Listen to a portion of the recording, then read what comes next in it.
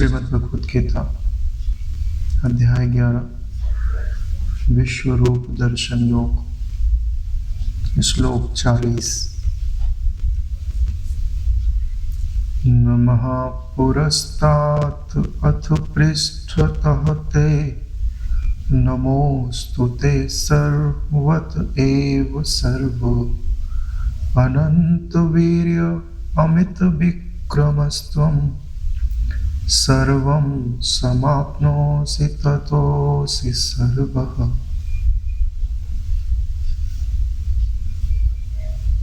अर्जुन कहते हैं कि हे अनंत सामर्थ्य वाले, आपके लिए आगे से और पीछे से भी नमस्कार है।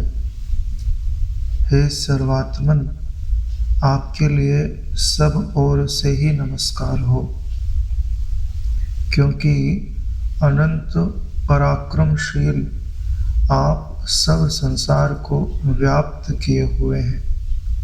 इससे आप ही सर्वरूप हैं। अर्जुन ने जो भगवान का विश्व रूप देखा हुआ है, अब उस विश्व रूप का जो तत्व है वो अर्जुन के हृदय में प्रकट हो रहा है।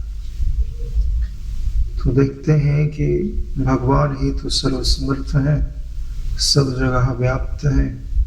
जगत की उत्पत्ति, स्थिति, प्रलय और यहाँ तक कि जितने भी लोकपाल हैं, चाहे यम होवे, चंद्रमा होवे, सूर्य होवे या इंद्र होवे, वो सब परमात्मा के ही भीतर हैं। परमात्मा ही उनके आदि कारण है। तो यह सब देख करके उन्हें यह लगता है कि नमस्कार के योग्य तो सिर्फ परमात्मा ही है। तो उन्होंने सामने देखा तो परमात्मा दिखाई दिए, तो उन्होंने सामने से परमात्मा को प्रणाम किया। और फिर देखा कि पीछे क्या है, तो पीछे देखा तो पीछे भी परमात्मा दिखाई दिए, तो पीछे भी प्रणाम किया। अब दाएं देखा तो दाएं, बाएं देखा तो बाएं, दसों दिशाओं में देख लिया, सब और परमात्मा ही दिखाई दे रहे हैं, क्योंकि विश्व रूप दर्शन है। अरे नारायण बिना विश्व रूप दर्शन के परमात्मा तत्व की अनुभूति नहीं होती। फिर तो परमात्मा आवेंगे, थोड़े समय दिखेंगे, एक दिशा में दिखेंगे और फिर चले जाएंगे। जैसे अखंडानंद जी ने श्री कृष्ण मंत्र का जप किया तो श्री कृष्ण भगवान प्रकट हो गए। तो उनके मन में क्या आया पता, कि परमात्मा तो एक ही जगह दिखाई दे रहे, बाकी सब जगह क्या है। हाँ, तो जिधर देखें उधर कृष्ण ही कृष्ण दिखाई दे। तो जब ऐसा दिखने लगे तो वही तो विश्व रूप दर्शन होता है, कि आपके जहां नजर जाए वहां परमात्मा ही दिखाई देता है। इसके लिए कहते हैं कि आपको आगे से भी नमस्कार है और पीछे से भी नमस्कार है। और तो इसमें आगे और पीछे दो लोगों का गिना जा सकता है, एक तो भगवान का और दूसरा आपने स्वयं का। ठीक है, यानी भगवान को हम सामने से देखते हैं तो भी प्रणाम करते हैं, यानी भगवान हमारी नजर भगवान पे पड़ती है और भगवान की नजर हम पे भी पड़ती है, तब हम परमात्मा को प्रणाम करते हैं। लेकिन ऐसा भी होता है कि परमात्मा हमारी तरफ ना देख रहे हो, यानी हम परमात्मा को पीछे से देख रहे हो, तब भी हम परमात्मा को प्रणाम करते हैं, भले परमात्मा उस समय हमें नोटिस करे चाहे ना करे, क्योंकि हम परमात्मा का दर्शन करने के लिए गए हैं। कई लोग हमको याद करते हैं कि आज बापू जी का दर्शन करने के लिए गए थे, बापू जी ने सबको देखा और हमको नहीं देखा। तो हमने कहा, भाई ऐसे ही कहा कि भाई आप दर्शन करने के लिए गए थे कि दर्शन देने के लिए गए थे? भाई आप दर्शन करने के लिए गए थे तो आपकी निगाह का महत्व है ना, कि आप उनको देख लो। अब उनकी निगाह मिल जाए वो तो बात, वो तो सोने पे सुहागा है, लेकिन दर्शन करने आप गए हो। दिया तो जल ही रहा है, अगर आपको रोशनी लेनी है तो आप उसके नजदीक चले जाओ और अपने पुस्तक लेकर के पढ़ लो, अपना पाठ याद कर लो। देखो गुरुजनों के दर्शन का महत्व क्या है, ठीक वैसे ही है जैसे दिया जला के पढ़ा जाता है। कोई दिए के समीप जाए लेकिन अपना पाठ याद ना करे।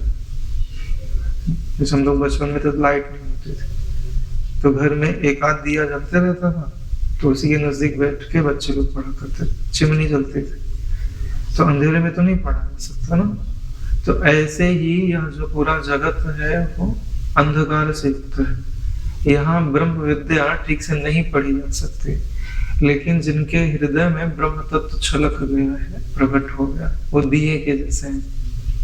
अब उनके आभा मंडल की रेंज में बैठकर उनको देखते हुए अगर आप अपने ब्रह्म निश्चय को दोहराते हैं तो आपका ब्रह्म निश्चय फलदायी होने लगता है। लेकिन लोग दर्शन तो करते हैं लेकिन ब्रह्म निश्चय को दोहराते नहीं है। इसके लिए वो जो प्रकाश पड़ रहा है वो अच्छा लग गया, कुछ दिख गया, लेकिन पाठ तो याद नहीं हुआ जिसके लिए प्रकाश था। बापूजी बार बार याद भी दिलाते हैं अपने सत्संग में, बोलते भी हैं तालू, जीप में तालू लगा के बैठे रहो कि वो सेव हो जाए। सेव हो जाए तो वो तो पैसिव मेमोरी हुई ना, आप सेव कर लो। सेव करने में क्या होता है कि जो जो सुने सो याद रख। एक वाक्य गुरु के मुख से निकले तो तुरंत उसको अपने मन में दोहरा लो कि गुरु जी ने क्या बोला। अगर नहीं दोहराओगे तो निकल जाएगा, क्योंकि बीच बीच में मतलब कि ऐसी भी कथाएं आ जाती हैं जो याद नहीं भी करें तो चलेगा। तो जो उसमें तत्व वाली चीजें होती हैं उनको मेमोरी में सहज लेना चाहिए। कहानी आ जाए तो आपको दोहराने का समय मिल गया, तो वो जो है ना लॉन्ग टर्म मेमोरी में चला जाता है। और वही और जैसे कहते हैं ना कि गुरु जी का दर्शन करते तुमको अच्छा लगता है ना? जब आपको अच्छा लगता है तो इसका मतलब है कि अवचेतन मन का द्वार खुल गया। जब भी अच्छा लगेगा तो अवचेतन मन अपना द्वार खोल देता है, क्योंकि अवचेतन मन चाहता क्या है? सुख। यही कारण है ना कि जो पदार्थ आपने भोगा, जो पदार्थ आपने देखा, चखा, छुआ और अच्छा लगा, बाद में इच्छा तो उत्पन्न होती है उसकी। आपको नहीं पता उसका साइंस क्या है? हाँ, उसका जो मेमोरी है वो अवचेतन मन में ट्रांसफर कर दी गई कि यहाँ से सुख मिलता है, तो गई ना अवचेतन मन में। तो उसके साथ अगर तुम ज्ञान भी डाल दोगे तो जैसे किसी को एंट्री मिल गई तो भी हमारा सामान लेके चले जाना। ऐसे ही यहाँ जो दर्शन से सुख होता है उसके साथ ज्ञान मिला तो वहां सुख तुम्हारे ज्ञान को भी अपने साथ लेकर के चला जाएगा कि मैं वही तत्व हूँ जिस तत्व के प्रकाश में मेरा शरीर, दूसरों के शरीर, संपूर्ण जगत सिर्फ प्रतीयमान होता है ना? दिखता है, बदलता है, मिटता है, लेकिन एक ऐसी वस्तु है जो ज्यों की त्यों है, वो मैं हूं। देह नहीं, मन नहीं, बुद्धि नहीं, वो मैं हूं। इतना ज्ञान है। गुरु जी के सानिध्य में बैठ के, यहाँ कृष्ण जी गुरु ही तो है। अब अर्जुन उनके सानिध्य में बैठ के ज्ञान ही तो दोहरा रहे हैं। ये जो उनकी स्तुति कर रहे हैं क्या है? ईश्वर की स्तुति और अपने स्वरूप का निश्चय दोनों बराबर होता है। यहाँ कहा ईश्वर के नाम से जाता है, लेकिन होता वो अपने आप का ही परिचय है। जैसे यहाँ बोल रहे हैं आपको आगे से नमस्कार है, पीछे से नमस्कार है, दसों दिशाओं से नमस्कार है। क्यों? क्योंकि आप सर्वव्याप्त हो। तो नारायण तुम सर्वव्याप्त नहीं हो। ज्ञान कभी एक देशी होता है क्या? नहीं होता ना नारायण। तो जब ज्ञान एक देशी नहीं है तो आप ज्ञान रूपी तो। यह बात एक बात और समझा रही है कि जो आपका मैं है वो शरीर के आर भी है और शरीर के पार भी है। शरीर के भीतर भी है, शरीर के बाहर भी है। शरीर के भीतर अपना मैं हमें अनुभव में तो आता है, लेकिन शरीर के बाहर नहीं आता है ना। पार का तो अनुभव है मगर पार का अनुभव नहीं है। इसीलिए बोलते हैं ना पार ब्रह्म, पार ब्रह्म का खेल। क्योंकि आर ब्रह्म का तो हमें अनुभव है, पूरे शरीर में सारी कोशिकाओं में मैं व्याप्त हूँ, ये तो अनुभव ही है। लेकिन स्टेबल में मैं व्याप्त हूँ, पूरी धरती में मैं व्याप्त हूँ, नहीं है। क्यों नहीं है? क्योंकि शरीर से आपकी वृत्ति ने तादात्म्य कर रखा। शरीर से तदात्म हो जावे ढीला और थोड़ी सी व्यापकता की अगर भावना कर ले जाए तो वही ब्रह्माकार वृत्ति कहलाती। शून्याकार वृत्ति ब्रह्माकार वृत्ति नहीं होती ना रहे। व्यापकाकार वृत्ति ब्रह्माकार वृत्ति होती है, क्योंकि ब्रह्म बनता ही बृहत धातु से है। वह वृत्ति जो बृहत हो वे सो ब्रह्म वृत्ति, ब्राह्मी वृत्ति है ना नारायण। किसी के मनमाना अर्थ लगाने से थोड़ी होता है, जो उसका अर्थ होता है वो जो शास्त्रों से प्रमाणित है वो। कुछ भी बोल दे तो उससे क्या होता है? हाँ वो उसके लिए सत्य हो सकता है, लेकिन सबके लिए तो नहीं हो सकता ना। यही बात यहाँ पर अर्जुन भगवान की स्तुति में कह रहे हैं। इसके लिए आपको भी क्या अभ्यास करना है? अरे मैं शरीर से पीछे हटो, शरीर आपकी दृष्टि में आवे तब आपकी दृष्टि क्या कहेगी कि भाई मेरी दृष्टि में आपका शरीर आ रहा है, दूसरे का भी शरीर आ रहा है, तो आप इस शरीर को मैं कैसे कहते हो? तभी तो करेगी प्रश्न। जो दिखेगा नहीं वह मिटेगा नहीं, जो दिखेगा वही मिटेगा। ठीक है, तो आप शरीर को मिटाना चाहते हैं कि नहीं मिटाना चाहते? अरे भैया सारा दुख शरीर के कारण ही। अरे बोले हम तो अमर होना चाहते हैं, आप हमें मारने की बात क्यों बता रहे? अरे भैया शिव जी को देखा है, वो पद्मासन लगा के क्या कर रहे? तीनों जगत की प्रतीति का बात, उसमें तीनों शरीर भी तो है। जब ये कहा जाता है कि शरीर को मिटा दो तो आप सिर्फ स्थूल शरीर ही समझते हैं। यह सूक्ष्म शरीर भी मिट जाए और कारण शरीर भी मिट जाए तो आपके दुख का कोई कारण नहीं। देह ज्ञान संभव है, जो शरीर आपको लगता है ना हमको सुख भोगने के लिए दिया है, नहीं नारायण, ये अज्ञान के कारण अस्तित्व में आया। मिटता किससे? ज्ञान हो जाने से मिट जाता।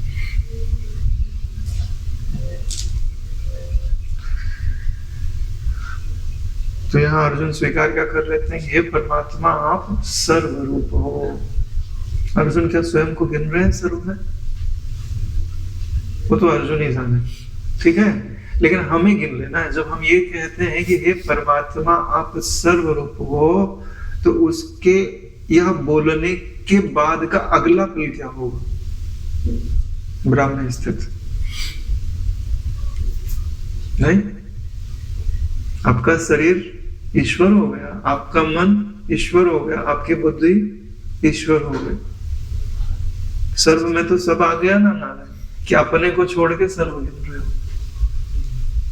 आपके शरीर की पीड़ा ईश्वर हो गई, आपकी प्रसन्नता या अप्रसन्नता सब ईश्वर हो गई। बचा क्या? उसका प्रकाशक, जिसमें फिर ईश्वर बचा तो ईश्वर जाके उससे अभिन्न हो जाता।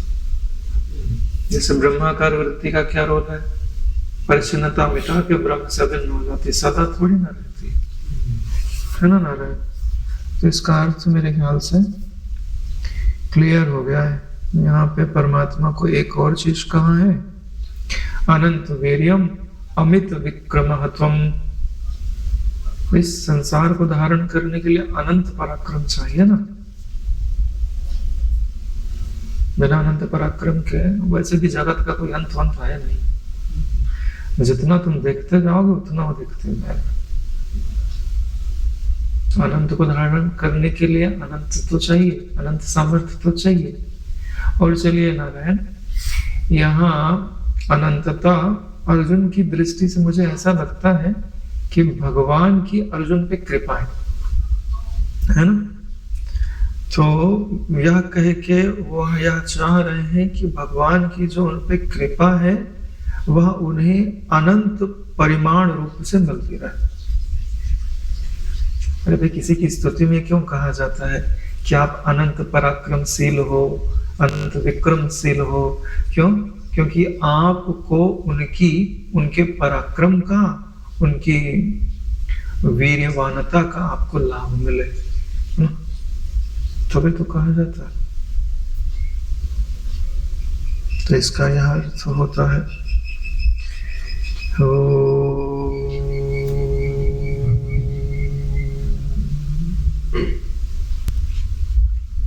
सखेति मत्वा प्रशभं यदुक्तम् हे कृष्ण हे यादव हे सखेति अजानता महिमानं तवेदं मया प्रमादात् प्रणयेन वापि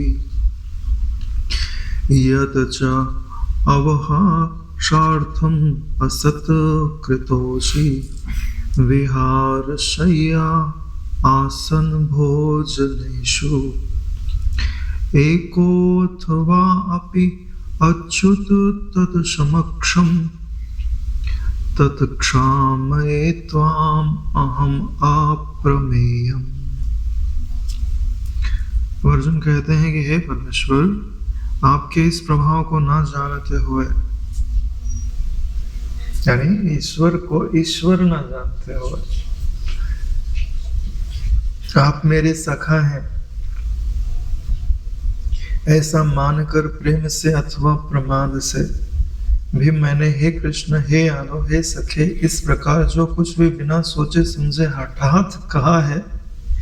और हे अच्युत, आप जो मेरे द्वारा विनोद के लिए विहार शय्या आसन भोजन आदि में अकेले अथवा उन सखाओं के सामने भी अपमानित किए गए हैं, वह सब अपराध अप्रमेय स्वरूप अर्थात अचिंत प्रभाव वाले आप से मैं क्षमा करवाना चाहता हूं।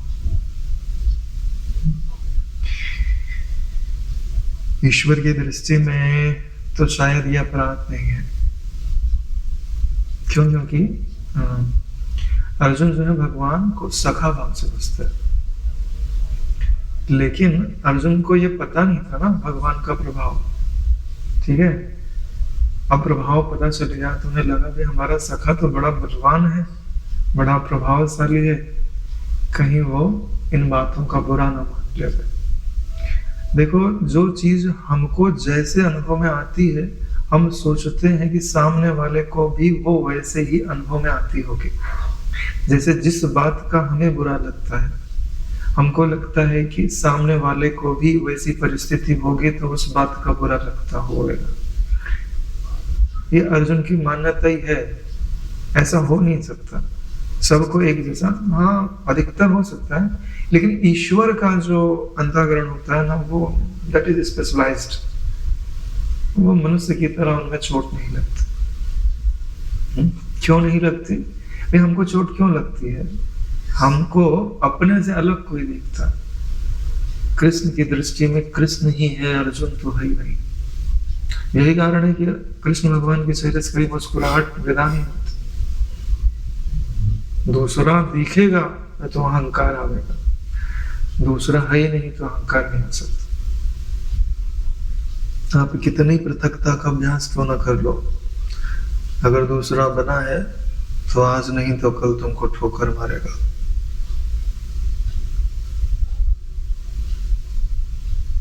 वेदांत तो यही कहता है।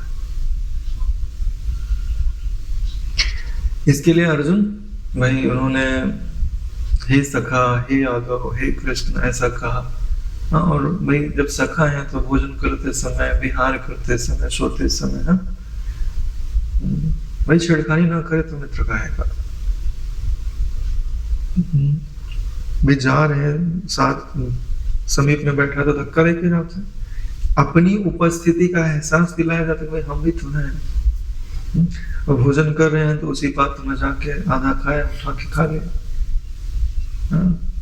तभी तो मित्र मतलब क्या, सखा मतलब क्या? जो साथ में विचरण करे, जो साथ में खावे नहीं, वो सखा थोड़ी हो सकता है। खा मतलब विचरण करना, खाना पीना, उठना बैठना। इसके लिए जितना दिल मित्र से मिलता है ना, उतना दिल तो भाई से भी नहीं मिलता। क्योंकि हम मित्र तो उसको ही बनाते हैं जिससे विचार मिले, भाव मिले। लेकिन भाई तो भाई होता है, मिले तो मिले, ना मिले तो ना मिले। ठीक है। तो इसके लिए अर्जुन कहते हैं कि इस प्रकार बिना सोचे समझे हठात जो मैंने कहा है और जो भी मैंने आपका अपमान किया है, अरे भाई ईश्वर के लिए तो, ईश्वर की दृष्टि में तो उनका कोई अपमान कर ही नहीं सकता, क्योंकि तुम जो भी वचन बोलोगे ईश्वर सर्वरूप होने के कारण तुम्हारा सब वचन सार्थक है। हाँ? शिशुपाल ने भगवान कृष्ण के संबंध में जो भी कहा, संत जन तो वो भी भगवान की स्तुति लगा ले जाते हैं। सर्वरूप है ना? जिस नाम से पुकारो उस नाम में वो पहले से उपस्थित है। दुख नहीं होना चाहिए। आपको कोई गधा बोल दे तो मुस्कुराना चाहिए, पहचानता तो है मुझे, हाँ उसमें भी तुम नहीं हो। उससे पहले क्या पहचानना चाहिए कि जो बोल रहा है वो भी तुम नहीं हो। भाई मैं अपने आप को भी, जैसे कभी आप बहुत अपने आप पे गुस्सा कर लो तो अपने आप को भी तो बोलता हूँ गधे जैसी बुद्धि है मेरी, इतना छोटा सा काम नहीं हुआ, तो उसकी चोट थोड़ी ना लगती अपने को। क्यों नहीं लगती? क्योंकि हमने स्वयं को स्वयं से ही बोला। अगर ये चीज आ जाए तो फिर दुख खत्म हो जाएगा ना। भगवद गीता ये तो सिखा रही है। अब यहाँ पे क्या कहते हैं कि तत् अप्रमेयम त्वाम अहम क्षामये। अब भगवान के लिए एक वर्ड उन्होंने यूज किया अप्रमेय। क्योंकि अर्जुन ने भगवान को पहले कुछ माना हुआ है, यानी प्रमाण से उनको कुछ माना हुआ है। प्रमाण क्या होता है? वे आंख से देखा, कान से सुना, आंख से छुआ, तो इनके भीतर जो आवे सो प्रमाण, या बुद्धि के भीतर जो आवे सो प्रमाण, और जो बुद्धि के भीतर ना आवे सो अप्रमेय। तो अभी तक वो कृष्ण को प्रमाण का विषय समझ रहे थे, तभी तो हे सखा, हे यादव, हे कृष्ण कहते थे, उनके साथ व्यवहार करते थे। लेकिन अब उन्हें समझ में आया भैया ये बुद्धि के विषय, बुद्धि के पकड़ में आने वाले नहीं है, ये अप्रमेय है। अब इनसे क्षमा मांग लेना ही उचित है। जो समर्थ होते हैं ना उनसे व्यवहार बड़ा सोच समझ के किया जाता है। जैसे परमाणु बम हो ना, एटम बम, तो बहुत कुशलता से उसको हैंडल किया था ना। पता चला फोड़ दिया तो कोई भी नहीं बचेगा तुम्हारी रेंज में। तो ईश्वर तो वही है, लेकिन परमाणु ऊर्जा से कितनी बिजली भी तो बनती है। अब मेरे को तो लगता है कि ईश्वर और एटम बम में ज्यादा कोई अंतर नहीं है। जीवन भी दे सकते हैं भाई। अभी जो परमाणु पंडित भी बन जाती है, बना देते हैं। अरे भैया उसमें एक बार में जितना यूरेनियम डाल देते हैं 100 साल 200 साल चल सकता है, घूमते रहे, खत्म ही नहीं होगा वो। और नष्ट करना है तो उतना एक पल में तो सब नष्ट भी कर देगा। ईश्वर भी तो वही करता है, उत्पन्न करता है, पालन करता है, नष्ट करने को उतारू हुआ तो सब नष्ट भी कर देता है। कालो अस्म लोक क्षय कृत प्रवृत्तो। इसके लिए जिसमें ऊर्जा अधिक होती है उसका उपयोग बड़ी सतर्कता से करना चाहिए। और अर्जुन की बुद्धि यही कह रही है कि मुझे अत्यंत सतर्क हो जाना चाहिए। और मेरी दृष्टि में तो ये अर्जुन की बहुत बड़ी पात्रता है। जब आपको लगने लगे कि जो सामने वाला है उसमें ब्रह्म तत्व प्रकट हो गया है और वो मुझ पर अपनी अनुकंपा बरसा रहा है, तब उसके प्रतिकूल समस्त आचरणों से आप दूर हो जाए। क्या पता आपकी कौन सी बात उसको रुष्ट कर जाए और जो आपको मिल रहा है वो मिलना बंद हो जाए। अब उसमें कोई नियम नहीं है, वो जैसे राजी हो उसको वैसे ही राजी कर लेना चाहिए, है ना, चाहे जैसे राजी हो।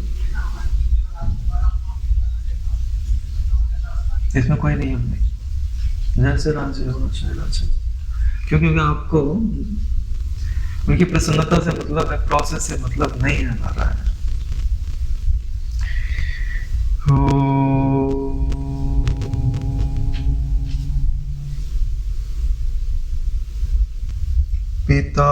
पितासि लोकस्य चराचरस्य त्वमस्य पूजश्च गुरुर्गरीयान् न त्वत्समोऽस्त्य अभ्याधिकः कुतोऽन्य लोके त्रये अपि अप्रतिम प्रभावो। अर्जुन का कहना है, हे विश्वेश्वर, आप इस चराचर जगत के पिता और सबसे बड़े गुरु एवं अति पूजनीय है। यानी पिता भी हो और गुरु भी हो, काम ही पूरा होगा। हाँ?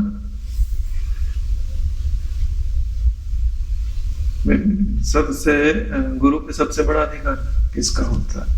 उनके पुत्र का। उपमा भी दी जाती है, गुरु बरसते किस पे है? अपने पुत्र पे, या ऐसा शिष्य जो पुत्र के जैसा हो जाता, अधिकार हो जाता है। और गवर्नमेंट भी तो मानती है, अपनी गवर्नमेंट नहीं मानती है कि भाई पिता की प्रॉपर्टी पे पुत्र का जन्मजात अधिकार होता है, जन्मजात अधिकार होता है। नहीं भी देना चाहे तो भी देना पड़ता है, थोड़ा तो ले लेता है। इसलिए कहते हैं कि भाई देखो, अर्जुन की बुद्धि भी बड़ी सूक्ष्म। क्या कहते हैं? आप इस चराचर जगत के पिता हो तो मेरे भी पिता हो है, ठीक है? और सबके गुरु हो तो मेरे भी तो गुरु हो है। सब पे राजी हो तो मुझ पे भी तो राजी हो। और देखने में तो अर्जुन पे पहले राजी है, दूसरे पे भले राजी हो गए चाहे न राजी हो गए। सामान्य रूप से तो परमात्मा सब पे राजी है, लेकिन विशेष रूप पे उस पे राजी होता है जो पात्रता अर्जित करता है। बिना पात्रता के तो कुछ प्राप्त नहीं होता।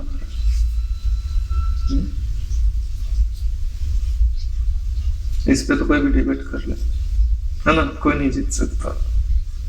बिना पात्रता के तो नहीं मिलता ना, या मिलेगा भी तो भी तुमको कुछ लाभ नहीं होगा।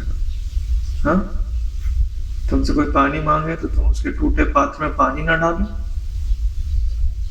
मतलब हमने इतनी मेहनत से पानी लाया है, तुम्हारे फूटे पात्र में पानी डाल के अपना पानी क्यों व्यर्थ करेंगे?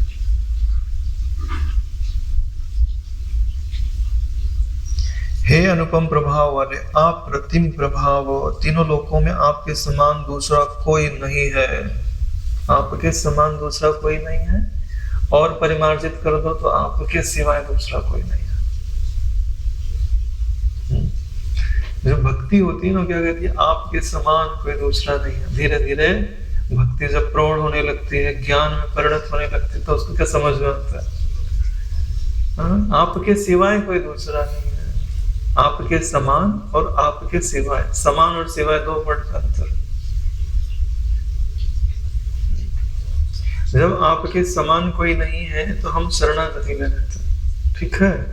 जब हम शरणागति ले लेते हैं तो हमारी बुद्धि में ईश्वर की कृपा का उच्चारण होने लगता। जो जाओ वही जाने, जय देखो जनाए। बिना ईश्वर के जताए ईश्वर को नहीं जान सकते वाले। क्यों? आप ऐसा क्यों कहते हो? अरे भाई ऐसा है ही। क्यों? क्योंकि ईश्वर की माया ने ही सबको मोहित कर रखा है। अपन है क्या? कठपुतली है ना, यंत्र रूढ़ानी माया ना। अब कठपुतली जो है, वो जो कठपुतली नचा रहा है, वो उसके जेब में जाने वाली हो तो कैसे जाएगी? वो रखेगा तभी तो जाएगी, नहीं रखेगा तो नहीं जाएगी, क्योंकि उसकी अपनी स्वतंत्र सत्ता ही नहीं है। आपकी स्वतंत्र सत्ता है क्या? नहीं है ना। स्वतंत्र कहां से हो गए? स्वतंत्र होने के लिए आपको तो परमात्मा से अलग अपना अस्तित्व बनाना पड़ेगा। परमात्मा से अलग तो आप रह ही नहीं सकते। इसके लिए अर्जुन स्तुति करते हुए कहते हैं कि आपका जो अनुपम प्रभाव है, ऐसा अनुपम प्रभाव दूसरे का नहीं है। जब आप ऐसी प्रार्थना करते हो ईश्वर की, गुरु की, तो उनका जो अनुपम प्रभाव है, अनुपम मतलब जिसकी उपमा ना दी जा सके, यानी वो देने पे आए तो इतना दे दे कि जितना आप मांगने की सोच भी ना सको। अरे आदमी मांगता कितना है, जितनी सोच होती है उतना ही तो मांगता है। हा? एक दुकान पे गया कोई व्यक्ति, बोले मेरे को कुछ काम चाहिए, बोले ठीक है, बोले ठीक है ये पैसा गिना करो। तो 100 रुपया दे दिया गया, मतलब 100 की नोट बंडल दे दिया, बोले गिनो। तो 20-20 की लाइन बनावे, 20 जमा दिया, फिर 20 जमा दिया। बोले ये क्या करे, बोले 20 के आगे मेरे को गिनती नहीं आती है। तो भाई आदमी गिनता कितना है, जितनी बुद्धि होती है ना उतना ही तो गिनता है। ईश्वर आपकी बुद्धि से परे है नारायण।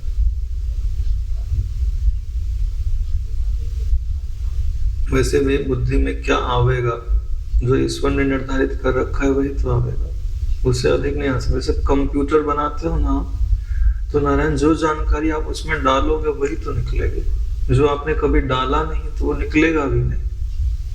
आपको आश्चर्य जरूर होता है कि ये गूगल में हम जो भी पूछते हैं वो सब मिल जाता है, लेकिन आपने उसमें डाला है नारायण तो मिल रहा है, बिना डाले नहीं मिल सकता। वो अपने आप जनरेट नहीं करता, कैलकुलेट कर सकता है। जनरेट नहीं कर सकता। इसके लिए भगवान का जो प्रभाव है वो अप्रतिम है नारायण, उनके जैसा दूसरे का प्रभाव नहीं है। यह जान करके समझ करके अर्जुन हमें यह प्रेरणा दे रहे हैं कि हमें परमात्मा की शरण ले लेनी चाहिए। उनका प्रभाव अप्रतिम है, तो हमारी सारी कमियां, सारे दोष दूर करने में वो अत्यंत समर्थ है। चाहे अर्थार्थी हो जाओ, चाहे आर्थ हो जाओ, चाहे जिज्ञासु हो जाओ, ज्ञानी हो गए तो मांग समाप्त ही हो गए। मर्जी आपकी है, लेकिन जो भी चाहो सो ईश्वर से चाहो। तो आपके समान जब दूसरा कोई नहीं है तो आपसे अधिक तो दूसरा हो भी कैसे सकता है। जब परमात्मा से अधिक कोई हो नहीं सकता तो परमात्मा जिस पक्ष में है उसे हरा भी कौन सकता है? हरा नहीं सकता ना, तो परमात्मा को अपने पक्ष में कर लेना चाहिए ना। हाँ, तो फिर तो अविद्या तुमको कभी हरा भी नहीं तो पावेगी। दिक्कत तो ये है कि जब हम युद्ध की घोषणा हो गई, हम थे अर्जुन और मांगने के लिए गए, तो हमको अब नारायणी सेना मांगो कि भगवान कृष्ण को मांगो, दोनों में हम संशय में हैं। कृष्ण को मांगा होता तो हम जीत गए होते, है ना। कृष्ण को मांगा होता तो हम जीत गए। नारायणी सेना मतलब ईश्वर का वैभव, कृष्ण मतलब अकेला परमात्मा। एक में परमात्मा से कुछ लेना है, एक में परमात्मा में मिट जाना। अब दोनों में आपको क्या चाहिए? शायद अभी कंफ्यूजन में है, संशय में है। परमात्मा को चूज कर लेते ना तो परमात्मा हो जाते, जीत गए होते। हाँ, परमात्मा में मिट जाते।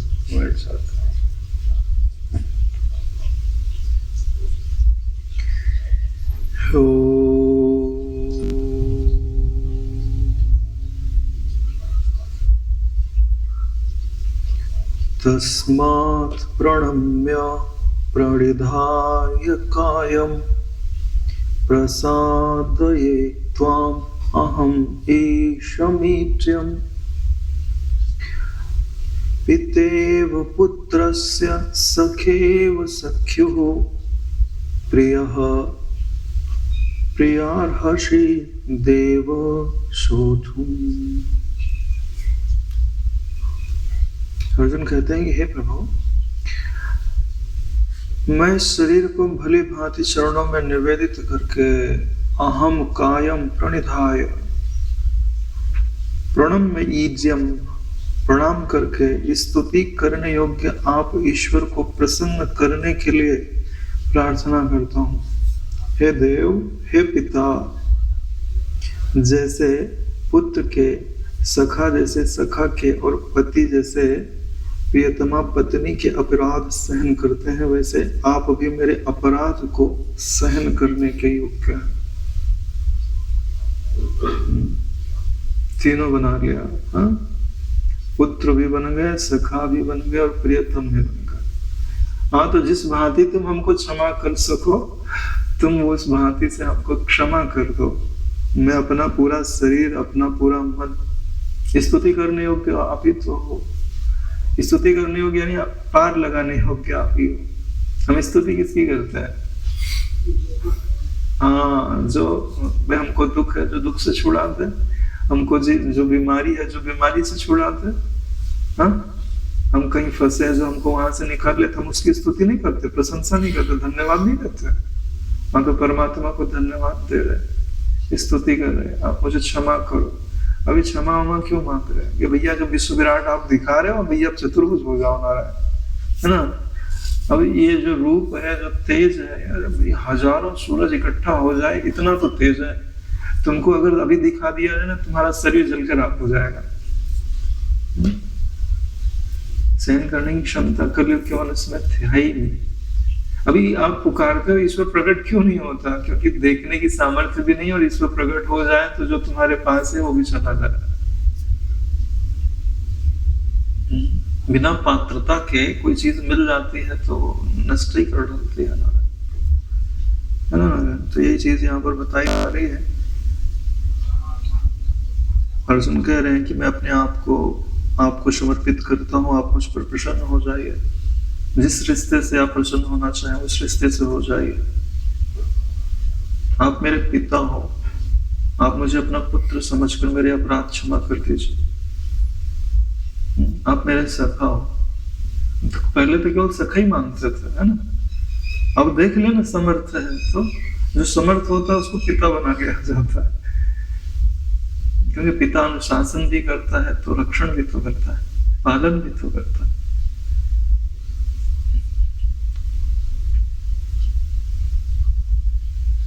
वाले श्लोक ही पूरा होता है।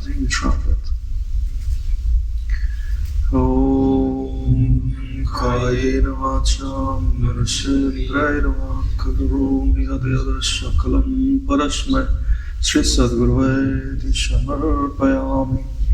ओम सहनावतु सहनो भुनक्तु सह वीर्यं कर्वावहै तेजस्विनावधीतमस्तु मा विद्विषावहै।